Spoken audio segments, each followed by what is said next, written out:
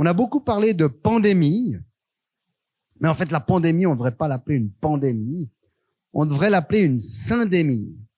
Une syndémie, c'est l'association d'une pandémie d'un virus qui touche l'homme, qui au fond sert de projecteur aux grands problèmes sanitaires et de société. Je vous explique l'histoire. Quand on a fait la mission pour Emmanuel Macron, on a fait des enquêtes économiques, on a fait des enquêtes sociales, on a fait des enquêtes de santé publique. On est allé en Seine-Saint-Denis. Seine-Saint-Denis, c'est une région très pauvre d'Île-de-France.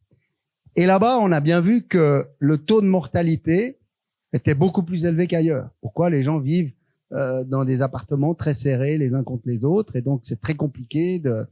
On a bien vu que il y avait des enfants qui allaient beaucoup moins bien qu'ailleurs. On a bien vu que les gens avaient à peine accès aux services de santé.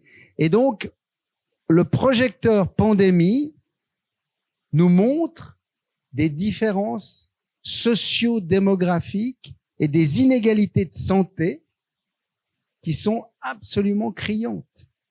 Et au fond, c'est ce que cette pandémie a fait.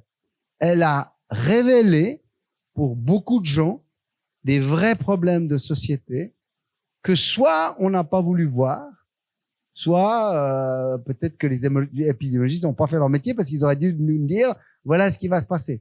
Si vous étiez épidémiologiste de l'économie, vous auriez dû deviner que la pandémie aurait fait sortir toute cette pauvreté, par exemple, cachée sur le canton de Genève.